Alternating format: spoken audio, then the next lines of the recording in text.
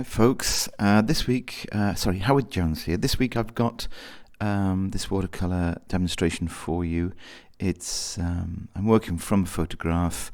I've changed it in my head a little bit. It's of a little brook, a burn as they would refer to it in Scotland, running down to an inland loch on the Isle of Skye off the west coast of Scotland in the UK. And I've put in this warm sky. The original photo, the sky is it was sort of almost too colourful, and for my liking at least anyway. And it sort of made the sky overpowering because the land mass, the shapes in the land itself were quite muted. So I felt that the playoff between the brighter colours in the sky and the more sort of neutral colours in the land mass, it didn't quite work. So even though I really like working normally in tonal values, I just felt as though that it was it would have made a painting that came over as sort of two halves, that the sky didn't really belong to the land. So what I've done here is I've kept a flatter, more simplistic, but still colourful, I feel, warm sky, and I've played that off a fair bit by making the land itself a bit more colourful, other than of course that distant greyed, sort of grey-like purpley landmass on the other side of the water that you can see. So I'm pushing in some greens here, all the time thinking about, the very sort of typical colours of this particular landscape. Scotland is known for its greens and its heather colours, so it's greens and its purples.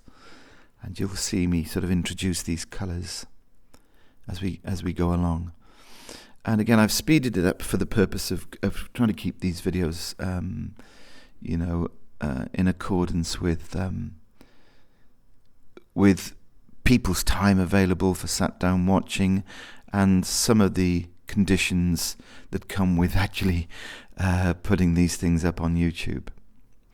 So just put a really weak wash of cerulean blue over the water, keeping the tonal areas varied, so that the water the water in the loch in the mid-ground there will stay that sort of lovely light pale blue cool colour.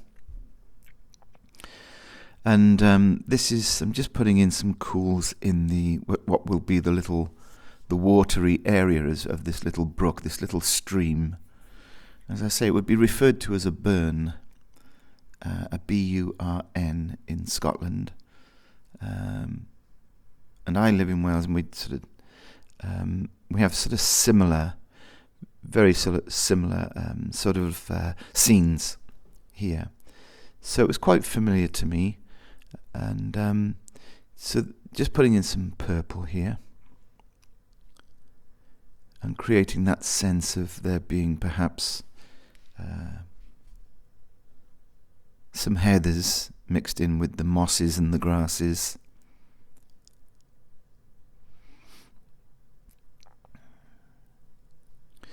And some of these, of course, what's nice about mixing greens and purples is the purples going onto greens are complementary, because the greens carry quite a bit of yellow. Purple being the complementary colour of yellow, of course. They vibrate, they work off each other quite nicely.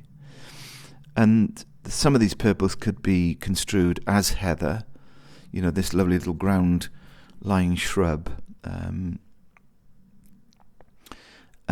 some of it just form shadow. So it's almost a sort of win-win situation when you're using these colours. I'm just dotting the edges of my water, my little stream here with what might be stones and boulders.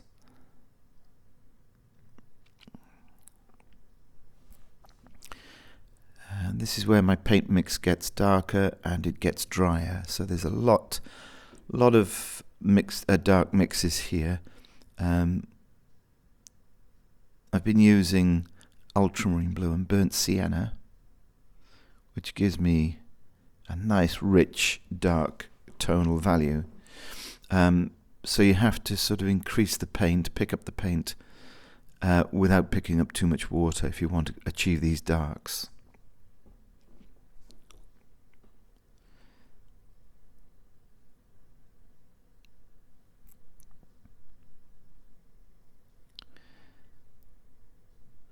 I'm just going to delineate the edge of this particular part of the stream here, making sure all the time that I'm leading my viewer from the foreground into the midground and beyond. And that's exactly what these, by careful placement of the angle of the little stream,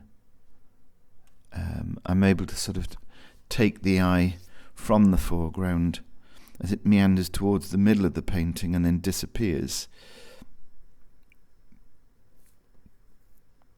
But the focal point will actually, even though the design and the movement is taking the viewer into the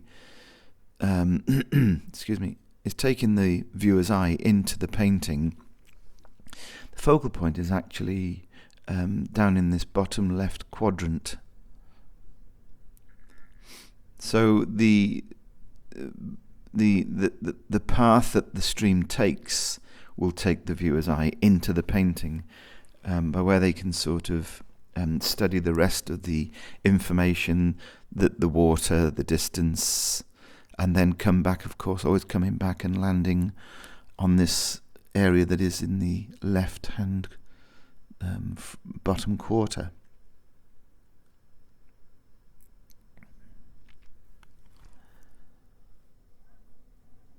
So I'm using just a flat brush here.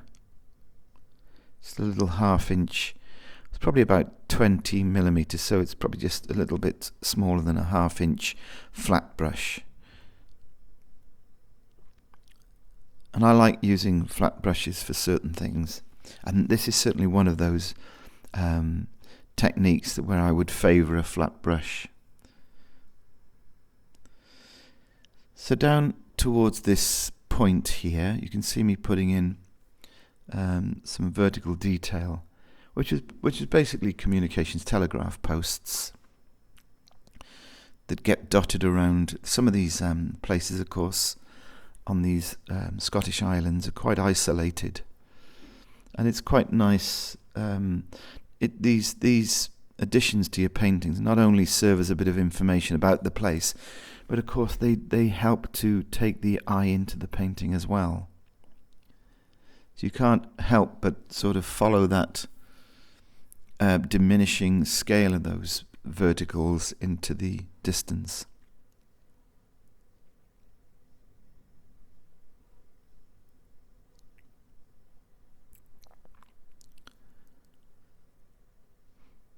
So just contemplating my next move here.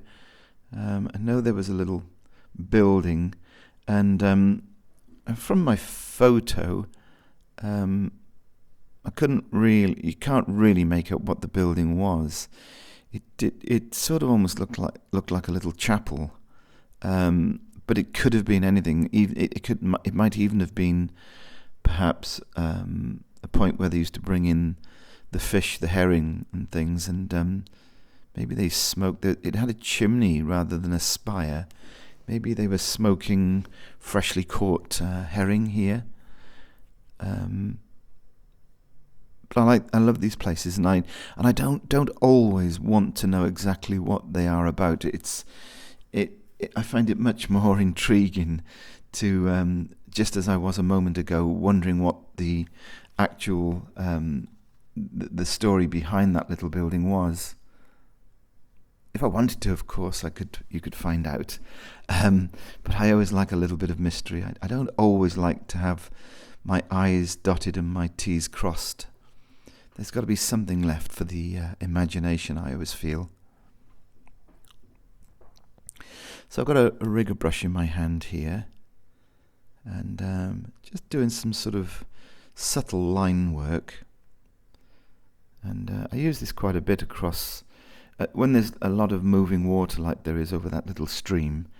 I apply these broken lines with the rigger brush, horizontal lines to suggest movement.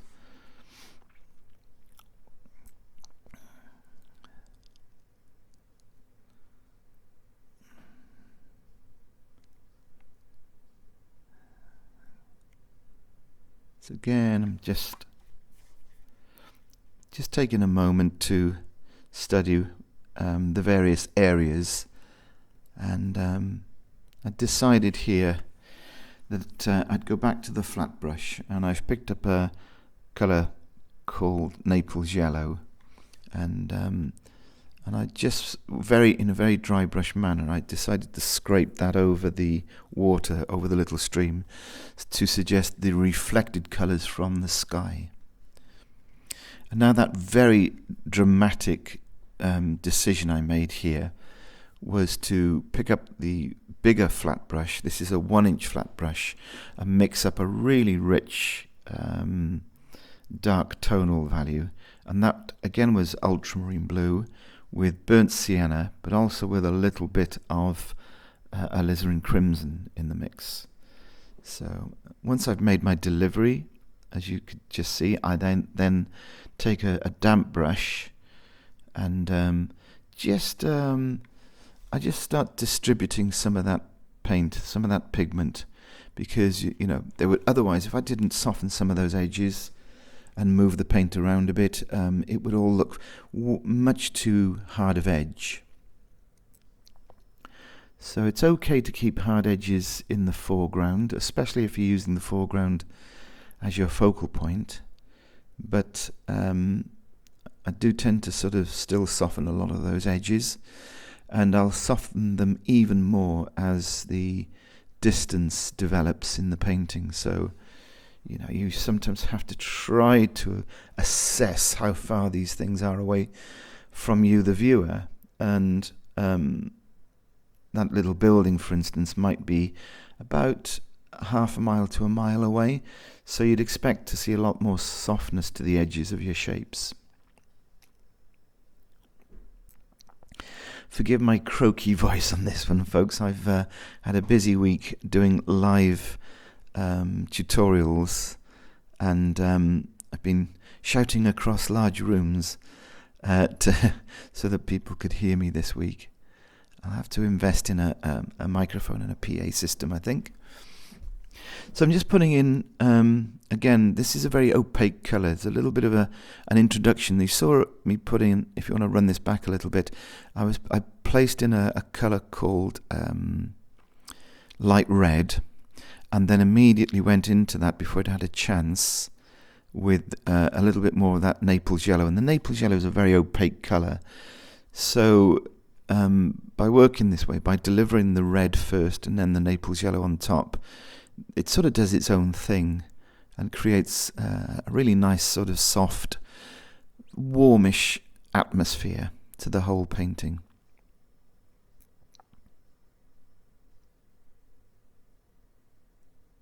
And I'm using a small size 6 pointed nylon brush here. And this is again where I will just check all my edges, put in any further darks, any further detail as and where I see fit. And just putting the mount around it. My camera angle's slightly off here, but I'll square up in a moment just for you to see the finished work. So if you haven't already subscribed, folks, please consider doing so. It all helps. And until next time, happy painting, and hope to have your company soon.